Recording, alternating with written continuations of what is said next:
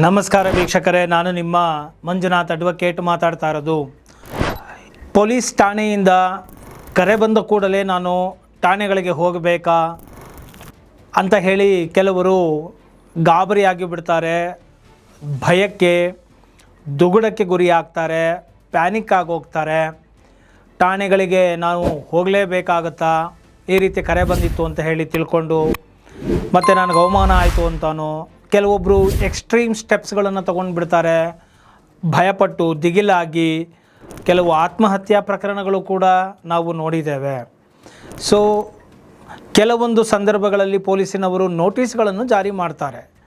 Notice ಜಾರಿ ಮಾಡಿ ಠಾಣೆಗಳಿಗೆ ಬನ್ನಿ ಅಂತ ಹೇಳ್ತಾರೆ. ಅದರಲ್ಲಿ ಡೀಟೇಲ್ಸ್ ಏನೂ ಇರೋದಿಲ್ಲ. ಪೊಲೀಸ್ ಸಮ್ಮನ್ಸ್ ಅಂತಾಗಲಿ, ಪೊಲೀಸ್ ಏನೋ ಯಾವ ಸೆಕ್ಷನ್ಗಳ ಮೇಲೆ ಇದಾಗಿದೆ ಅಂತ ಹೇಳಿ ಕೇಸ್ ದಾಖಲಾಗಿದೆ ಅಂತ ಮಾತ್ರ ಹೇಳಿರ್ತಾರೆ. ಆದರೆ ಈಗ ಒಂದು ಬಾಂಬೆ ಹೈಕೋರ್ಟಿನಿಂದ ಮಹತ್ತರವಾದಂತಹ ಒಂದು ತೀರ್ಪು ಬಂದಿದೆ. ಅದೇನಪ್ಪ ಅಂತ ಹೇಳಿದ್ರೆ, ಯಾವುದೇ ಒಂದು ಠಾಣೆಗಳಿಂದ ಕರೆಗಳನ್ನು ಮಾಡಿ ಸುಖಾಸುಮ್ಮನೆ ಕರೆಸಿಕೊಳ್ಳುವಂತೆ ಇಲ್ಲ. ಲಿಖಿತ ರೂಪದಲ್ಲಿ ನೋಟಿಸ್ಗಳನ್ನು ನೀಡಬೇಕಾಗುತ್ತದೆ. ನೋಟಿಸಿನ ಜೊತೆಗೆ, ಪೊಲೀಸ್ ನೋಟಿಸಿನ ಜೊತೆಗೆ ಕಂಪ್ಲೇಂಟು ಕಾಪಿಯನ್ನು ಕೂಡ ಮೆನ್ಷನ್ ಮಾಡಬೇಕಾಗತ್ತೆ.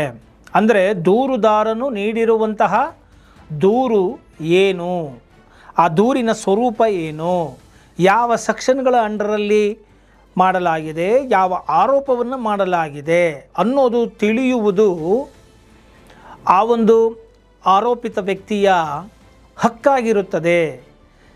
ಅಂತಹ ಹಕ್ಕನ್ನು ಮೊಟಕುಗೊಳಿಸಲು ಸಾಧ್ಯವಿಲ್ಲ. ತನ್ನ ವಿರುದ್ಧ ಯಾವ ದೂರು ಬಂದಿದೆ ಅನ್ನೋದನ್ನು ತಿಳಿದುಕೊಂಡರೆ ಆತ ಅದಕ್ಕೆ ಬೇಕಾದಂತಹ, ತನ್ನನ್ನು ತಾನು ರಕ್ಷಿಸಿಕೊಳ್ಳಲು ಬೇಕಾದಂತಹ ಮುನ್ನೆಚ್ಚರಿಕೆ ಕ್ರಮಗಳನ್ನು ತೆಗೆದುಕೊಳ್ಳಬಹುದು. ಹಾಗೂ ಅದಕ್ಕೆ ಬೇಕಾದಂತಹ ಸಿದ್ಧತೆಗಳನ್ನು ಮಾಡಿಕೊಂಡು ತನ್ನ ಡಿಫೆನ್ಸನ್ನು ಮಾಡಿಕೊಳ್ಳುವಂತಹ ಹಕ್ಕನ್ನು, ಅವಕಾಶವನ್ನು ನೀಡಿದಂತಾಗುತ್ತೆ. ಅದನ್ನು ಮಾಡದೇ ಏಕಾಏಕಿ ಠಾಣೆಗಳಿಗೆ ನೋಟಿಸನ್ನು ಕೊಟ್ಟು ವಿಷಯನೇ ಗೊತ್ತಿಲ್ಲದೆ ಕರೆಸ್ಕೊಂಡು ಬಿಟ್ಟರೆ ಅವರು ಅದಕ್ಕೆ ಏನು ಉತ್ತರಗಳನ್ನು ಕೊಡಬೇಕಾಗತ್ತೆ, ಏನನ್ನು ಮಾತನಾಡೋದು, ಯಾರಿಗೆ ತಿಳಿಸೋದು, ಏನು ಮಾಡೋದು, ಪ್ಯಾನಿಕ್ ಆಗೋಗ್ತಾರೆ. ಸಾಕಷ್ಟು ಫಾಲ್ಸ್ FIRಗಳು ದಾಖಲಾಗ್ತಾ ಇರ್ತಕ್ಕಂಥ ಈ ಒಂದು ಸಂದರ್ಭದಲ್ಲಿ ಈ FIR ಅನ್ನೋದು ದಂಧೆಯ ರೂಪದಲ್ಲಿ ಆಗೋಗಿದೆ. ಸರಿಸುಮಾರು ನೂರಾರು ಪೊಲೀಸ್ನವರು ಸಿಗಾಕೊಂಡು ಅವರು ಸಸ್ಪೆಂಡ್ಗಳಾಗಿದ್ದಾರೆ, ಡಿಪ್ರಮೋಷನ್ಗಳಾಗಿದೆ.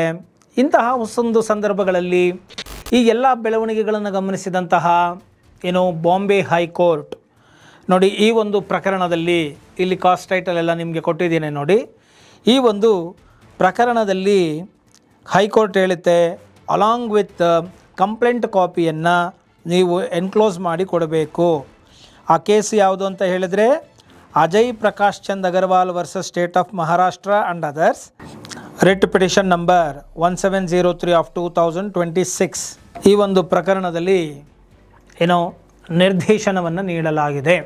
ಅಂದರೆ ಒಬ್ಬ ಆರೋಪಿಗೆ ತನ್ನ ಮೇಲೆ ಇರುವಂತಹ ಆರೋಪಗಳು ಯಾವುದು, ಅದರ ಸ್ವರೂಪ ಏನು, ಅದರ ಗಂಭೀರತೆ ಏನು, ಯಾವ ಸಿದ್ಧತೆಗಳನ್ನು ಮಾಡಿಕೊಳ್ಳಬೇಕು ಎಂಬುದನ್ನು ತಿಳಿದುಕೊಂಡ ನಂತರ ಅವರು ಠಾಣೆಗಳಿಗೆ ಬರಬಹುದು ಅಂದಂಗಾಯಿತು.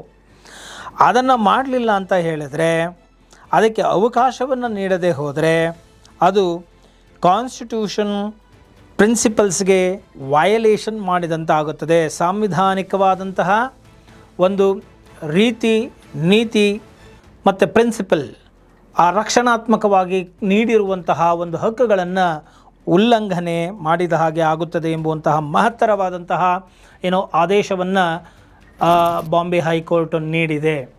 ಸೊ ಇನ್ನು ಮುಂದೆ ಧೈರ್ಯವಾಗಿ ಪೊಲೀಸ್ ಠಾಣೆಯಿಂದ ಕರೆ ಬಂದಿದ್ದೆ ಆದಲ್ಲಿ ಹೇಳಿ, ನೀವು ನೋಟಿಸ್ ಕೊಡಿ, ಕಂಪ್ಲೇಂಟ್ ಕಾಪಿ ಎನ್ಕ್ಲೋಸ್ ಮಾಡಿ ನಮಗೆ ಕಳಿಸ್ಕೊಡಿ.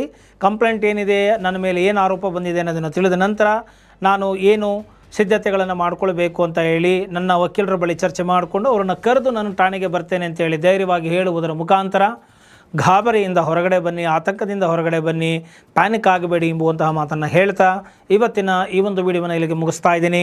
ಇಷ್ಟ ಆಗಿದ್ದೆ ಅದರಲ್ಲಿ ಮರೆಯದ ಹಾಗೆ ಲೈಕ್ ಕೊಡಿ, ಇತರರಿಗೂ ಕೂಡ ಶೇರ್ ಮಾಡಿ, ಕಾಮೆಂಟ್ ಮಾಡಿ ಅಂತ ಹೇಳ್ತಾ ಈ ವಿಡಿಯೋ ಮುಗಿಸ್ತೀನಿ. ಜೈ ಹಿಂದ್, ಜೈ ಕರ್ನಾಟಕ ಮಾತೆ.